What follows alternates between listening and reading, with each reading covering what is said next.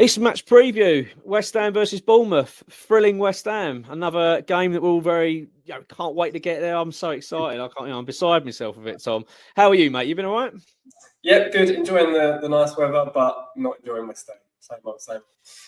Yeah, no, it's at least the sun is shining. That is true. The sun has been bloody lovely, isn't it? This has been really nice weather, but not so much for West Ham fans. I'm not really. You were just saying off air, Tom, isn't it? It's not just West Ham. I think it's just football in general this season.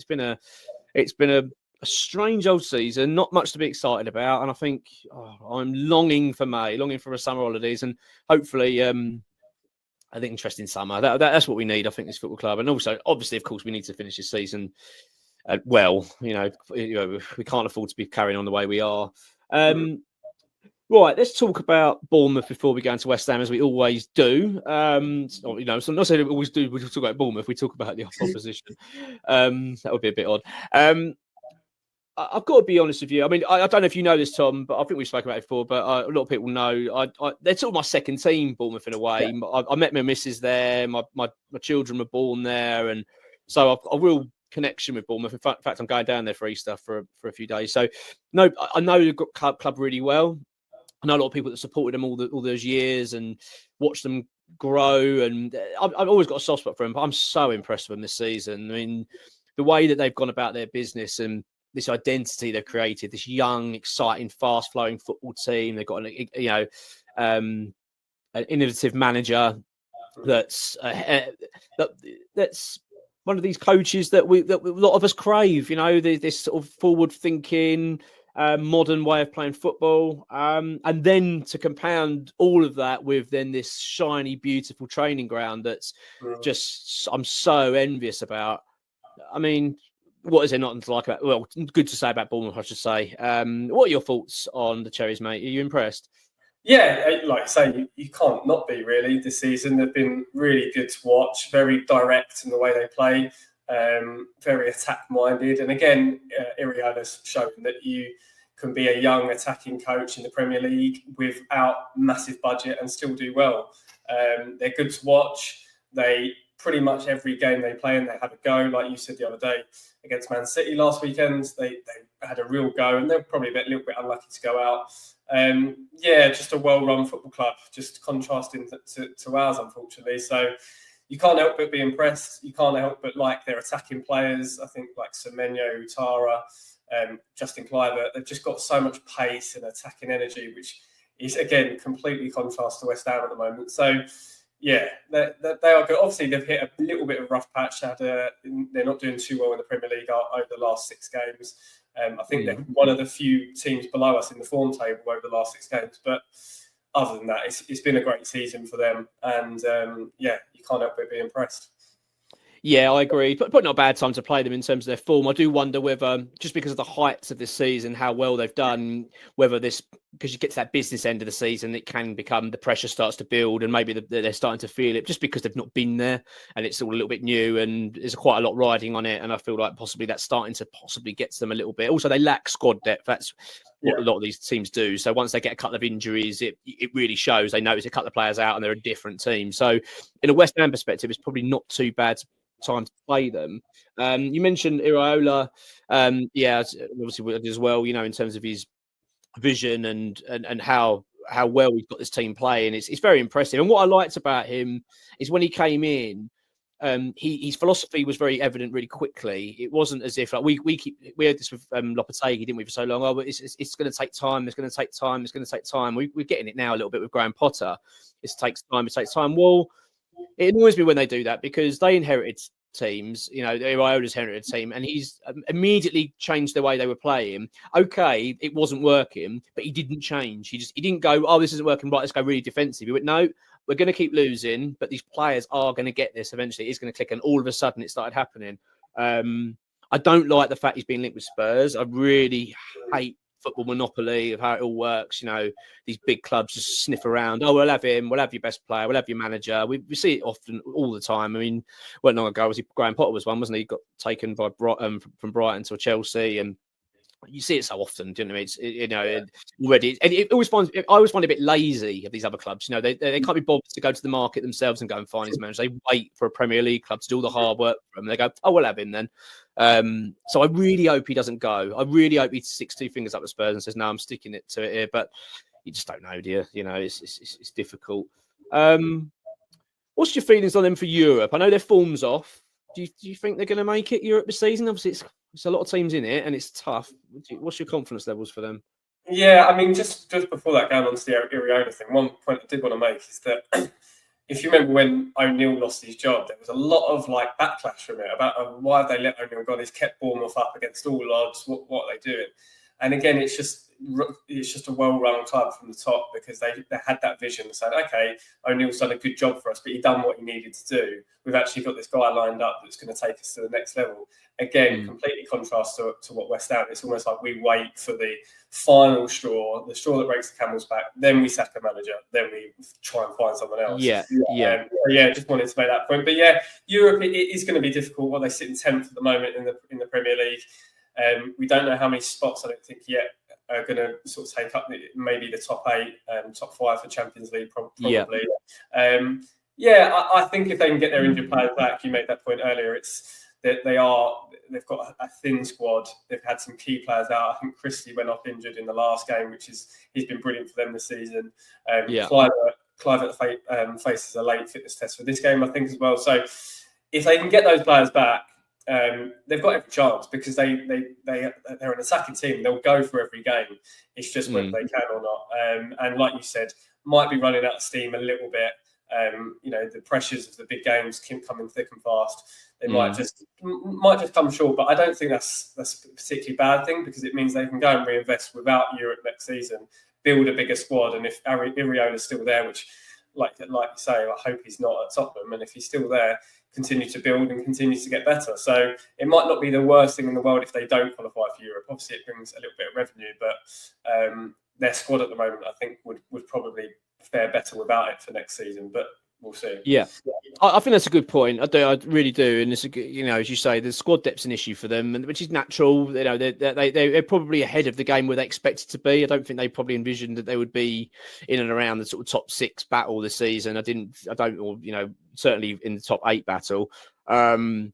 And as you say, possibly wouldn't be a bad thing if they didn't get it. I hope they do, just for because I say one for my connection there, but also because we know what that's like, that excitement of European football. It's so great. But how they then would juggle that next season could be very tough. They'd have to go and invest really heavily this summer to build some squad depth, which isn't easy, especially with PSR rules. It makes the smaller clubs really struggle to do that.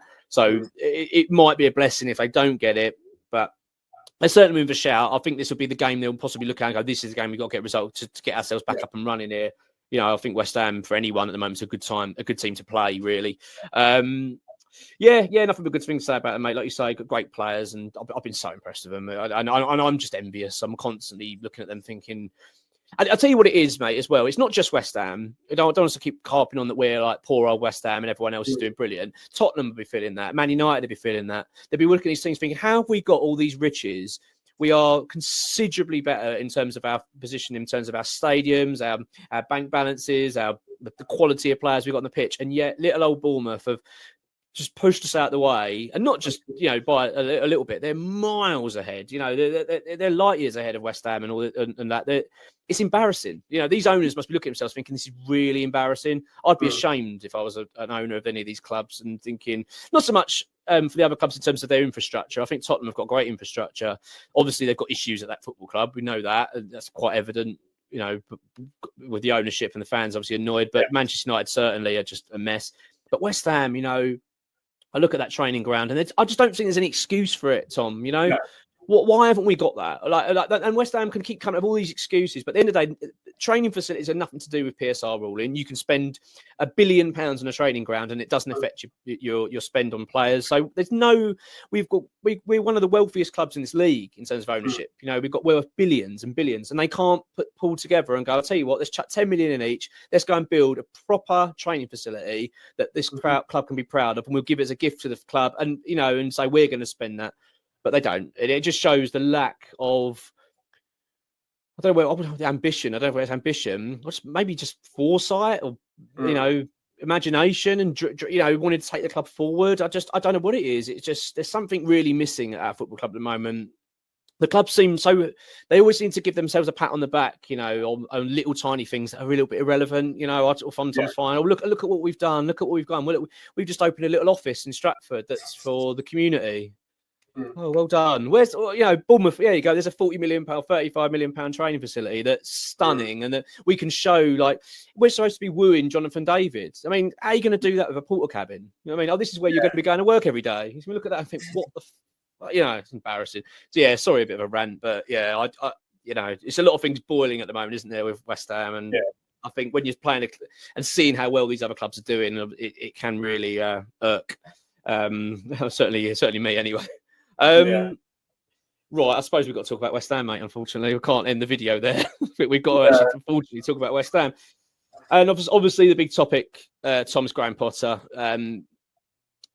I've got my thoughts on it. I'm going to sort of share them. Obviously, I'm really interested to see what you've got to say on it. I'm certainly not in the camp at the moment of being, this has been a terrible appointment. I'm not happy with Potter and all that. I feel like it's way too early to be suggesting anything like that. I think we need to see more now, Tom. I think this. We're trying to not lose games, okay, but I feel like that's been sorted for a while. The defence, I thought that was sort of sorted pretty quickly by Potter and his team. We seem to be quite organised pretty fast. It just feels now like nothing's changing. Every game I'm watching, I'm like not seeing any improvement. And I think it's time we've got to see that now. I think Potter's got to now go, right, I need to change things up. This has got to improve. We can't have another game where it's a bad performance. What are your thoughts on him at the moment? Yeah, I mean, similar to be fair. I do think that there are a couple of bigger, larger issues with West Ham as a club than Graham Potter at the moment. Like you said, alluded to the way we run, the training ground, all that kind of stuff. Off the pitch. Then on the pitch, you've got our recruitment. It's just been terrible. We've just got a team. I mean, we've got no pace. I don't know how we've got to this position where we have no pace in the team. Somerville's obviously out injured. Antonio obviously had that injury. I don't see much pace coming from the team. Kuda's been sort of okay, like when he can run with the ball, and Bowen likewise. But that sort of explosive pace, like, for example, Bournemouth have got in abundance, we just don't have. And I think that's a big problem because Graham Potter is definitely trying to play a counter-attacking style of football, if you like. And it's very difficult to do that without any pace, just so difficult. So I think there are larger issues at play, but I do think he's running out of excuses to do, like you say, to show us something.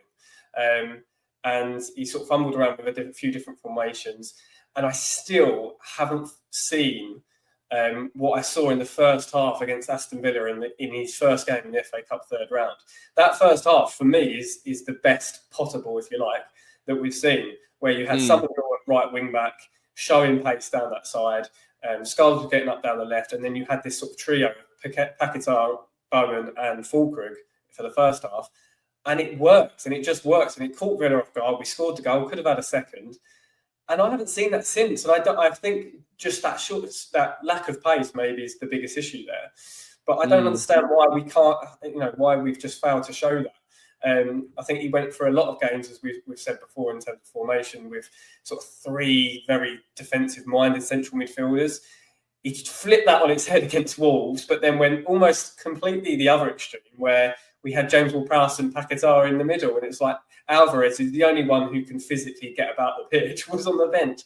Didn't really make sense to me, that one, as much as I like to see Ferguson and Guilherme in the starting 11. So he is definitely making mistakes. I think he is treating it like a pre-season, which, to be fair to us, we said he should be doing, but we've got to see something. And we said this about Lopetegui, and we never actually saw anything. So I am hoping that he finds something. We'll obviously come on to formations, but I actually think we should completely change it again. Yeah. And find something different, because he's clearly searching for it. But last thing I will say on it is that we've changed the manager. We've done that. This is the third manager that has struggled with this group of players. Okay, David Moyes had a very successful time as manager, but towards the end we were on the decline. This is the third manager. It can't be just the head coach that's the problem. These group of players have to take responsibility, and they have to say, we're not giving everything on this football pitch, and why aren't we doing that? And that's, for me, is a bigger problem than Graham Potter. But like you say, we've got a big summer ahead. going to have to spend a lot. If Graham Potter's vision or whatever that is not right, then we could be in the same scenario in 12 months' time. So, yeah, it's a worrying time. Yeah, I'm still very hopeful actually. In terms of next season, I've still got this belief, and maybe I'm being a bit blind with it, or maybe I'm just too much of a West Ham fan. I want to believe it, but I do genuinely believe that once we've had a summer and we've done some significant recruitment, which I do think we're going to see. I think that's obvious that there is going to be a lot of overhaul. I do think we will improve on next season. I'm very confident of that. Actually, I do. I'm because as you said, I do feel like you look at this squad, it's just so unbalanced, got no pace in it, and I do think if we can get these right players in to this football club, I don't think it'll be too long until we start seeing some much better performances and probably a bit more of a solid-looking Premier League team that we are at the moment. We just look so vulnerable. We're so slow and old, and it just doesn't look good. And that's not Potter's fault. I don't think you can blame Potter for saying, well, these players aren't quick enough. He never bought these players, and he's trying his best to deal with them. But like you say, the frustrating thing is, and you raise a great point there, in terms of the best we've seen was the first half of his first game. And I think that's the frustration, is that we've all saw that and went, wow, like, look, this is going to be a good line to the season. We found the guy, it's all getting a bit exciting. And all of a sudden, it's just sort of slowly gone downhill. And now we're just at the bottom. We're back to really, I wouldn't say it's Lopetegui esque, because we were getting ripped to shreds. We're not getting ripped to shreds anymore. It's just so boring. We've got no outlet. We've got no creativity. It's almost like you say, it's counter-attack football without the players to counter-attack. So it's just dull. It's just defending, and I hate this passing around in the back, mate. I really hated it. Against Wolves, it was just awful. This passing from Areola to Wan-Bissaka to back to the goalkeeper, then to Kilman, then back to the goalkeeper. And all of a sudden, you can just see Wolves just coming up and up and up and up. And then all of a sudden, we're like them kicking it out of play in panic. And you're like, what are we doing? It's really poor. So I think the pressure is on Potter a little bit. Not in terms of, if he loses this, his job's under threat. He ain't going anywhere anytime soon. We know that. But he's got to respond. It's getting noticed as well. It's not like it's just West Ham fans. The media are talking about it. Sky Sports did a whole segment the other day and went, look how bad West Ham are at the moment under Potter. He must be seeing that. And as a manager, that's surely got to hurt your feelings and your credibility. You want to say, well, hang on, no. You can't surely. That's what annoyed me with the Wolves game, because that was prior to these games, and I was thinking, come on, this is a perfect game to go out there and away from home. We've been pretty good away from home. I thought we were going to see a lot more, and I was very disappointed. But all right, we did improve, and the reason we improved, which leads me quite into the next point, was Nicholas Füllkrug. I was really impressed with him, mate. Actually, I've actually been really impressed with Füllkrug when he's played for us. I know he's very injury prone, which is the shame, but what a world of difference he made when he came on. What are your feelings on him? And more importantly, what are your feelings on Evan Ferguson? Yeah, I mean, the Füllkrug one is interesting, because if you actually look at the injury he picks up in that first game, he was sprinting. He was busting a gut to get in the box on the counter-attack. And we've missed that since. And he looks such a difference, because we are lacking that so much. Like, just not even pace, but just someone that comes on the pitch and actually gets about and puts himself about. Because Walker's not quick by any stretch, but he's physical. He wants to go up against defenders. He wants to fight, and we just don't really seem to have that. And that's what's been disappointing. So yeah, I think we've missed him. I do think we've missed him, and he's got a touch of class in the box as well. I think the few goals that he has scored for us so far this season have been nice little finishes. So, impressed. He did look sharp when he came on against Wolves. It's one of those, though, hamstring. He's in my starting 11, but you really don't want to attempt another hamstring injury, because at his age, that could be, the end of his sort of Premier League career, at least, and it, might seal his moves back to Germany or a different country. So, yeah, been impressed. Complete opposite with Evan Ferguson. Just doesn't look fit, just doesn't look sharp. Not completely his fault, obviously. He hasn't had the game time. Again, you've highlighted it many times. What were we doing signing him on a loan? Yeah. And then it's just an absolute diabolical, in a long line of terrible signings for West Ham. And and just a striking position that continues to be a curse for us. And it's actually funny, because I think Füllkrug under David Moyes, a fit Füllkrug under David Moyes would be brilliant, because he is that sort of up and back type we didn't really have before. So yeah, it's been a real shame that Füllkrug's not stayed fit, and that Evan Ferguson just can't get fit. Yeah, I don't know what's going on with Ferguson. I was really disappointed him against Wolves. It's great to see him start. Very excited. I thought, here we go. This is your time. And well, I was so disappointed. I thought he really played. He wasn't in the game at all. Hold up play was poor. And obviously he missed that opportunity to put us 1-0 up, which he should have taken. It's twice now he's missed a chance like that, where he's just not shaping his body. And this is basic stuff, mate. You know what I mean? This isn't. You're reportedly a £60 million Premier League striker, and it's like you've got an open goal in front of you. You can't even get your shot away. It's pretty poor. And I don't want to be digging Potter out, because I really don't want to be one of these guys or these fans, that moans about the manager continuously. It's all blaming him, but this Ferguson thing hasn't helped Potter really, because one, he wanted him. He did say he wanted him in. It was quite obvious. Obviously, he wanted him because he worked with him at Brighton. Ferguson wanted to play with Potter. And then, if you remember when Potter took over West Ham, he said in his early press conferences, he said, West Ham fans are no mugs. You know what I mean? They're no fools. They know their football.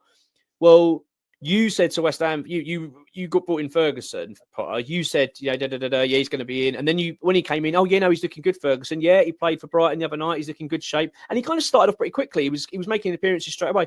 And now he's then portraying it going, well, you all knew the deal with Ferguson. He was getting a bit prickly in his press conferences. You know the situation. He's just come back from a bad injury. Well, why the fuck did we sign him then? Hang on a minute. You told us he was ready fucking when you signed him, and now you're saying the opposite. And you're kind of contradicting yourself by saying West Ham fans no mugs. Well, you are mugging us off here a little bit, because you've said one thing and now you're getting arsey about it. Something's gone on there. My gut feeling is that they've signed him and he's not fit and he's not good enough. And I think they brought him in and gone, can't believe what shape he's actually in. No bloody wonder Brighton were really pressing for us to sign him. Because I kept thinking, why are they really pressing this and going, no, make sure it's an obligation to buy it. And they were really wanting to get rid of him. No bloody wonder, because they're probably watching him in training thinking this guy's gone. Which is a shame, because he was such a brilliant player when he burst on the scene. Hopefully, he will rediscover it, but it certainly won't be at West Ham after this season. I doubt he'll play much more of a part this season. I think he'll do bits and pieces. We probably will see him, possibly him against Bournemouth, but he's not going to be our 90-minute striker. It isn't going to happen. I just don't see it. Right, let's get on to teams. Before we do our teams, mate, there's no real team news to really talk about other than Antonio and Somerville, the only two players out. Everyone else is available as far as we understand it, including Mohamed Kudus, who was obviously absent from the last game of injury, as was Todibo, who was out with a knock and also illness. So as we understand, they're training and available. So pretty much everyone's available for you, Tom, here. But we need to talk formation, because you just touched on this, and I'm glad you did, because I'm the same one as you. I'm not going to go back to this 3 at the back, wing back system. It's just not working. I know it's got to settle, but we need more now. I think because we're adopting 5 at the back, having that lacking that extra player in the middle is really quite evident now. We need to work around this. So I don't know about you, but I've gone for 4 at the back, 2 midfielders, a number 10, and then wingers and a striker. Is that what you've gone for? Similar. I've gone a sort of more traditional 4-3-3 with a number 6, if you like, a holding midfielder. But you could argue one of them is a number 10 anyway. So we can fine. Okay, fine. Let's go through it then. So I'm pretty similar to you. Then I'm sure we can work around this. So in goal, I'm going to assume Areola. Ariola, nothing wrong still. Don't think the goal was his fault, so stay. No, I don't. Yeah, it was unfortunate deflection. And by the way, in Potter's defence, and he is right in what he said in his press conferences. He has said that if you weigh up, we have been competitive in every game. He's right. We have been competitive. We haven't been good, but we've been competitive. You're not getting. And he said, and the margins we're getting beat by are, look at Wolves' goal. It was deflection, bit unlucky.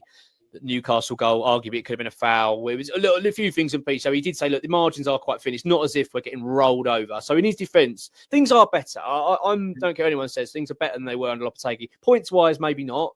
But performances-wise, I do think we are better. But I just wanted to say that. I don't want to feel like I'm just in a slagging Potter off all the time.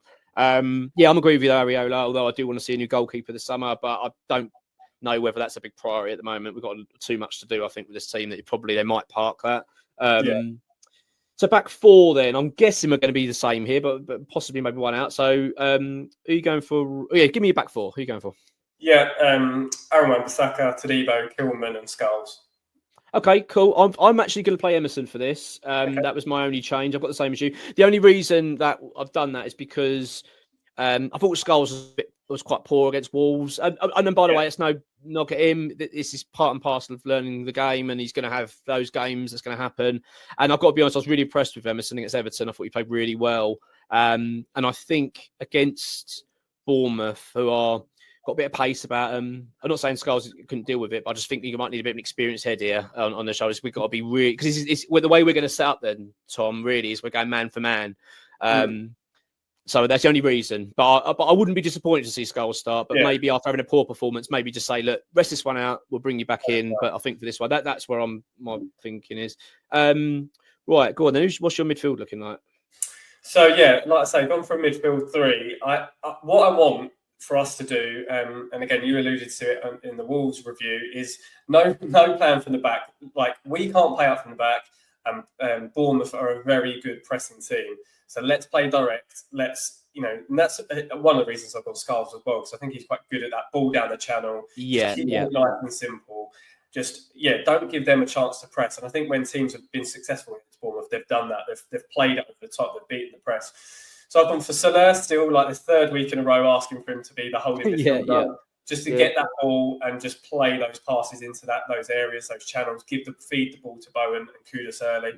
And then I've got Alvarez as your physical box-to-box. I know it's not his best position, but he's the only physical midfielder we've got in the league that can get up and down the pitch. So he's the sort of box-to-box. And then Paqueta as the 10, if you like, or the more advanced of the three midfielders, trying to pick up the space, those sort of spaces, get on the ball where he can, and just deliver those final bits of quality to feed Fulkrug and the two wingers. So that's what I've gone for. Okay, I can understand that. My feeling was I would like to have Alvarez and Souček playing as the kind of the standard midfield. Obviously, Souček with the remit to go forward when we attack, with Alvarez dropping and staying with the defensive line as a sort of defensive midfielder. And I'd like Paqueta playing that number 10, freedom to roam, and to give him a total license to do that. I don't care where he really plays. He can come off the left and come off the right. He can just roam around and just cause them problems. Like, I think I don't want to see him in a certain stuck position. I want to say, you just roam and cause issues and try to be creative. That's my feeling on that. And obviously, then you got your front three, Tom. Who are you going for then for your attack? Yeah, Bowen on the right, Fulkrug in the number 9, and then Kudus on the left. Just because we've not really got any other options, so I would love to play Summerfield there, but he's obviously still unfit. And I don't think Guilherme is ready for that. So Kudus on the left, just trying to get him and Bowen as direct as possible. Just get them running at players, playing off Fulkrug, use Fulkrug's physicality. I think I really like Bournemouth's two centre halves, but I think they're more ball playing young centre half. I mean, that Hyson, I don't know how to pronounce his name. He's a young lad. I think Fulkrug could bully him a bit, get into them, get the ball into his feet, and then get Bowen and Kudus running off him. I think that's one way we could have some problems. But I think either way, I think it's going to be a long afternoon. But that's the front three I've gone for. Yeah, same as me. Exactly the same. I'm really impressed with Fulkrug. I think it makes a big difference. And we've got to get the best out of Bowen now, because he's not performed under Potter really, because he's basically been a striker for the vast majority, and then he just hasn't been in his best position. Potter's got to start getting the best out of these players. I think that's the other issue of Potter's facing. He's got some serious quality on his hands here. He's got Lucas Paqueta, who's on his day is sublime. You've got Mohamed Kudus, as we know, on his day when he's in form is frighteningly good. I mean, obviously he scored for Ghana when he's away, so hopefully his confidence levels up a little bit. But Jared Bowen's our best player, mate, and we're not really seeing anything of him since Potter. So Potter's got to speak to Bowen and work with him and say, what are we going to do to get the best out of you? Because I really need you firing here. I need my best players performing. Because if you can get a few of your best players playing, even if they're at 80, 90% of what they're usually at, that's going to make a huge difference. At the moment, Bowen was, I know he works hard. Don't get me wrong, he works hard, but he wasn't good enough. He hasn't been good enough for a while. And we need to see that, I think. So I think that's the key for this. But I've got to be honest, despite all the moaning and grumbling and all that kind of stuff, I've got a feeling we're going to get something in this game. I don't think I think with the teams we've picked, both of them I think are good enough. Bournemouth aren't in the best of shape in terms of their form. They've also got a couple of injuries, hopefully, that will carry on in this game, and we can exploit that a little bit where they're a little bit more weakened. I mean, it's going to be our game, don't get me wrong. But I'm not feeling a defeat, Tom. What are you feeling? What's your prediction on this one? I am feeling a defeat, unfortunately. I just think I agree with you. Bournemouth are obviously missing a few players, but I think this could be the perfect game for them. London Stadium, plenty of space to run in and behind. I've just got a vision of them just completely running through our empty midfield and just tearing us to shreds. So I do think we'll be more competitive in the game, though. I think it will be a close one in some regards, but I do think Bournemouth will win 2-1. Okay. Well, I've gone 1-1, so we're quite close. But I've got a feeling we're going to get something. I don't know why. Maybe it's just blind hope. But yeah, I just think I look at that team. If you can just get some of these players playing now, this 5 at the back hasn't really worked for a while. It works on some occasions. Got no problem with it. Going away to Arsenal, it was perfect. It worked absolutely perfectly. But and I wouldn't have any problem with it if he goes away to Man United. I'll tell you what, they're going to come at us. We're going to put a back 5 in, and we're going to counter attack them and go. But well, maybe not Man United because they're not that good, but you know what I'm saying. A team when you're away from home and you're expecting they're going to be dominating much of the possession, then I expect to see that. But I think now playing this every game is just not working. And also as well, Potter keeps talking about the relationship with his home fans, and that's got to improve the home form. So we need a good performance in this. This is a big game for Graham Potter. He's got to show more. And he'll know that, mate. He's not an idiot. He'll be very aware that if West Ham go into this game and put in another poor performance and we lose, the pressure's going to start mounting. Fans are going to get fed up with it. So, yeah, big game. Let's wait and see how it goes. I mean, I'm getting a bit nervy about it. It shouldn't be really because there's nothing really on the line. But yeah, God, I want just something to bloody enjoy. You know what I mean? Yeah, it would be nice. Right, well, we'll catch up obviously after this. We'll do a review, mate, and fingers crossed we get a decent result. And well, until then, come on, you ones.